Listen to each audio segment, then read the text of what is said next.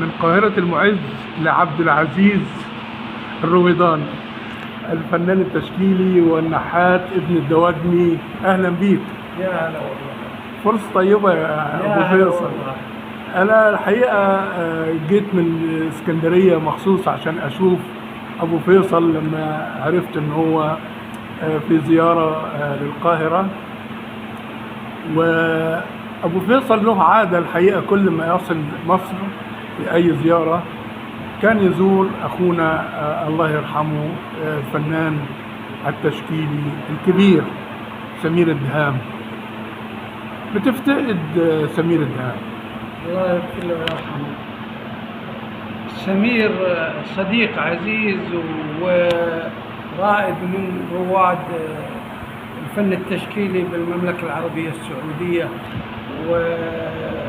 وعاصرته سنين طويلة بعد انتقاله إلى القاهرة لظروفه.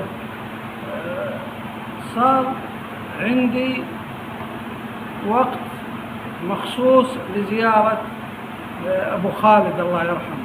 أبو خالد له فضل على فنانين كثيرين في المملكة العربية السعودية من خلال إشرافه على الفعاليات في وزارة الثقافة والفنون سواء داخل المملكة أو خارجها.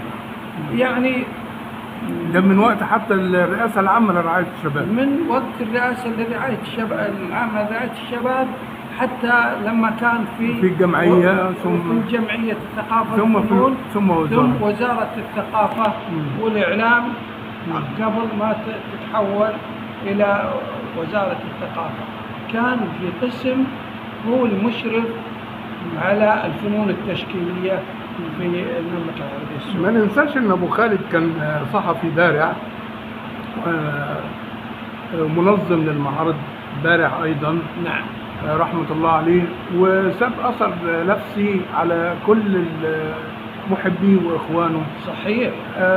وانك تضع في البرنامج الزيارة هذا وفاء منك الحقيقة يا والله يرحمه ابو فيصل حبيبي.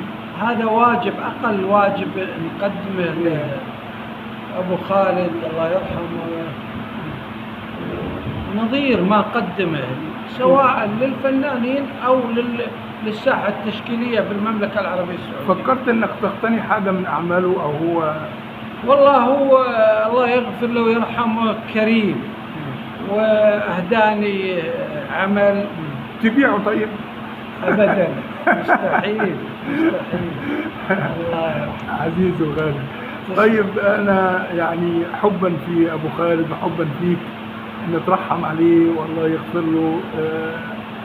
قدم ما لديه وخدم وطنه وخدم أهله وناسه وفنه، والكلام المفروض يبقى يعني أكتر من كده، لكن احنا في عجالة مش عايزين ناخد من وقتك وزيارتك الكريمة ومحبتك لمصر الحقيقة. انت بتلاقي نفسك في القاهرة لما وجيت اسكندرية مرة او حاجات بسيطة قريبا يعني. انت عارف ان انا اسكندراني يعني متعصب شوية. ان شاء الله قريبا ان شاء الله في الاسكندرية. طيب ابو فيصل، تسلم يا ابو محمد، طول لي عمرك الله يحفظك.